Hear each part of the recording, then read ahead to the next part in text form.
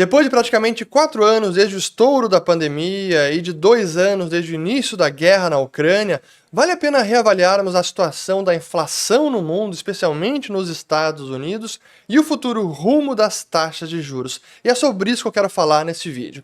Realmente, quando a gente coloca em perspectiva tudo que aconteceu nesses últimos 4 anos, houve vários choques, políticas extraordinárias, choques de demanda, choques de oferta, desarranjo nas cadeias de suprimentos, na logística global, todos os pacotes fiscais, cheques pelos correios, impressão de dinheiro pelos bancos centrais e depois dos últimos 2 anos o contrário. O aperto das taxas de juros, a remoção de parte desta liquidez emergencial, não toda, mas a inflação ela ainda segue no patamar mais elevado do que os bancos centrais gostariam, certamente acima das metas que na maior parte dos bancos centrais no mundo desenvolvido é 2%. E quando a gente coloca em retrospectiva tudo isso, é importante olhar para frente e entender quais são os fatores determinantes neste momento, até para ter um pouco de sensibilidade do nível de incerteza das taxas de juros daqui para frente, porque é essa a incerteza que os próprios banqueiros centrais têm diante de si. Então eu quero mostrar primeiro o gráfico da inflação no mundo, até deixa eu colocar aqui em toda a tela, os últimos 40 anos, e eu separei aqui Estados Unidos, Grã-Bretanha, zona do euro e Japão. Quando a gente olha os últimos 40 anos, claramente o grande surto inflacionário ocorreu agora na pandemia, especialmente no ano de 2022, quando essas regiões passaram a registrar inflação, como foi nos Estados Unidos, melhor, como foi na Europa e também no Reino Unido, acima de 10%.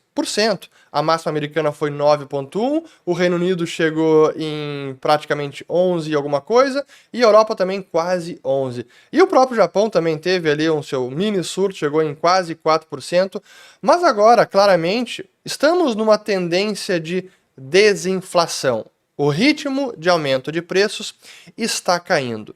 O problema é que ele ainda não caiu o suficiente. A meta é de 2% ao ano, e olhando os núcleos de inflação, que eu já vou colocar os gráficos também, ainda não estamos lá. E é por esse motivo que tanto o Fed, quanto o Banco Central Europeu, quanto o Banco da Inglaterra, ainda mantém as taxas básicas de juros num patamar mais elevado e mais restritivo. E quanto mais tempo essas taxas se mantêm nesses níveis, mais prejudicial para a economia isso se torna, especialmente para aquelas economias mais alavancadas, para as empresas mais endividadas, porque o serviço da dívida fica cada vez mais caro, podendo levar algumas à insolvência ou à liquidez, com todas as repercussões que isso tem na economia real. Mas voltando aos grandes fatores, é preciso lembrar o grande choque, eu digo, foram as principais causas deste surto inflacionário de 2021-22, que na minha avaliação, o primeiro deles foram justamente as políticas emergenciais de pacote fiscal, ajuda pelos governos, distribuindo dinheiro, no caso americano, com uma generosidade mais do que necessário, em conjunto com as compras de ativos pelos bancos centrais, que no caso do Fed saiu de 4,2 trilhões de dólares na véspera da pandemia, o balanço total do Fed, para quase 9 trilhões um ano e meio depois. Uma loucura, sendo que apenas 2 trilhões e alguma coisa foi no primeiro mês da pandemia. Mas, voltando, olhando pela ótica do M2, agregado monetário M2, que significa papel moeda em poder do público, mais depósitos bancários à vista, a prazo, poupança, veja o crescimento que tivemos em 2021, que foi o pico, fevereiro. Quase 27% de crescimento ao ano, coisa que não se via nos últimos 50 anos, certamente desde a Segunda Guerra Mundial. Então esse foi o primeiro choque monetário que representou um choque de demanda. Em conjunto, tivemos todo o desarranjo das cadeias de suprimento, e eu vou ilustrar este argumento com um indicador que é o Global Supply Chain Index, que é o indicador até do Federal Reserve do New York Fed, que representa a dificuldade ou os gargalos na cadeia de suprimentos global, que também chegou nas máximas ali em janeiro de 22 e desde então arrefeceu e agora está estabilizado. Mas esse choque aí pelo lado da oferta também produziu um efeito nos preços, sem dúvida alguma. Não foi apenas o choque monetário. Esse foi o principal, mas foi em conjunto com todo o desarranjo na economia global, que quando ele foi se dissipando, os preços também foram se acomodando e aquele surto inicial foi cedendo. O problema é que temos agora os demais preços da economia que estão sendo ou já foram contaminados por esses fatores inflacionários passados. E a inflação é um processo, ele se dá ao longo do tempo. A perda de poder de compra do dinheiro não ocorre da noite para o dia. Aquele surto de disparada ali da oferta monetária que aconteceu em 2021, ele produz os seus efeitos no poder de compra da moeda ao longo do tempo, à medida que todo o dinheiro vai se filtrando pela economia até impactar todos os preços ou o nível geral de preços. E o que temos agora são os preços mais chamados grudentos, como salários, que estão sendo impactados e ainda estão sentindo alguns aumentos e no ritmo maior do que os bancos centrais gostariam. E é que eu quero mostrar, então, comparando agora o M2 junto com o CPI, que é o IPCA americano. Vejam que tivemos primeiro a disparada do dinheiro e aí depois os preços sentindo esse menor poder de compra da moeda. Que o pico do M2 foi em fevereiro de 21 e o pico de inflação foi em junho de 22. Então há uma defasagem. E quando a gente compara com a história, sempre importante avaliar também o que aconteceu no passado, vejam só na década de 70. Primeiro tivemos ali o crescimento forte do M2, logo depois do fim do padrão ouro, do acordo de Bretton Woods, e tivemos aí finalmente um aumento dos preços ao consumidor, mais para o ano de 74. O M2 cresceu fortemente em 72, 73, mas os preços só foram realmente sentir esse aumento, ou a perda do poder de compra do dinheiro, mais para o ano de 74. E a segunda forte onda inflacionária, que veio aí no fim da década de 70, da mesma forma. M2 voltou a crescer fortemente nos anos anteriores, 76, 77, e o CPI voltou a registrar um aumento fortíssimo no final dos anos 70 e início dos anos 80. Agora, houve também um agravante na década de 70, que neste momento, na tendência inflacionária mais recente, não ocorreu nem perto da mesma magnitude, que foi os embargos do petróleo. Primeiro o choque do petróleo lá em 73, depois o final da década de 70. E é que eu vou mostrar então esses impactos agora com a variação anual do preço do barril de petróleo. Vejam que coincidem exatamente com o CPI. Então o que acontece? Até deixa eu colocar aqui, ó, vamos lá. Ó, aqui temos. Então, a disparada do petróleo, aqui, ó. Disparada do petróleo em 73, e aí coincide com o CPI também chegando naquele pico daquela onda inflacionária, e depois outra disparada do petróleo, aqui é a variação anual do barril WTI, também coincidiu com a máxima do CPI naquele momento. O que significa isso? Que o choque de oferta produzido pelos embargos do petróleo, pela disparada do barril, na década de 70 foram mais determinantes para o rumo da inflação do que foi agora. Neste momento, o fator maior foi justamente o choque monetário, impressão de dinheiro. Só que esses fatores agora estão se dissipando. Como eu mostrei, o M2 já teve até queda. Chegou a cair quase 5% ao ano em abril de 23 e ainda está declinando. Então, basicamente estabilizou, até tem uma leve queda a oferta de dinheiro. Então, não há mais esse grande fator inflacionário. Mas ainda assim, os preços estão com uma tendência mais grudenta. Então, aqui mostrando agora o CPI mês contra mês. Vejam, comparando os últimos 10 anos. De fato, agora foi a última leitura 0,30%. Isso significa que é mais de 2% ao ano, anualizando. Por isso que preocupa o Fed. Então, aqui o CPI mês contra mês. Agora, o CPI núcleo. Tirando alimentação, tirando energia, que é a medida preferencial do Fed, que é a meta de inflação. Veja como mudou a dinâmica e, de fato, está mais grudento.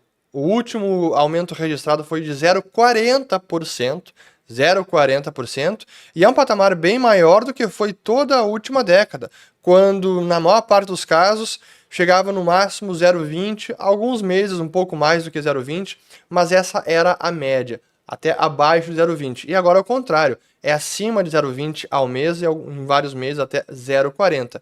Isso faz com que o núcleo de inflação esteja ainda em quase 3,9%, que é o dobro da meta do Fed. E aqui vem a preocupação de muitas pessoas, será que essa desinflação agora não pode dar lugar a uma nova onda inflacionária? Vejo analistas financeiros com esse receio agora. Como foi na década de 70, tivemos a primeira onda inflacionária forte em 74, 75, aqui o núcleo de inflação, aí desinflação e voltou uma onda inflacionária grande. E quando finalmente ela foi mais debelada, o dragão inflacionário no início da década de 80, ainda assim o núcleo estacionou no patamar acima de 3, 4% até o início dos anos 90. Só depois dos anos 90 que o núcleo de inflação veio cair e estacionar ou estabilizar ao redor de 2 até abaixo de 3%. Esse cenário agora está mais incerto para o Fed. Eu quero mostrar mais alguns gráficos e depois falar sobre as taxas de juros. Mais um que é o indicador do Federal Reserve Bank de Atlanta. Esse é o Sticky Price Consumer Index, que é os preços grudentos, aqueles que têm mais dificuldade de repercutir um repasse de preço, seja para cima ou para baixo. Então eles variam com muito mais defasagem.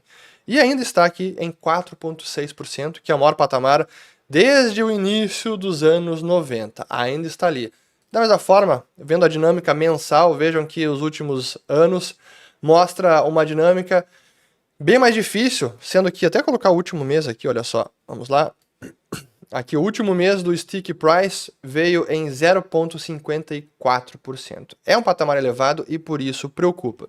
E aí entra em cena também, a gente olhou aqui apenas preços.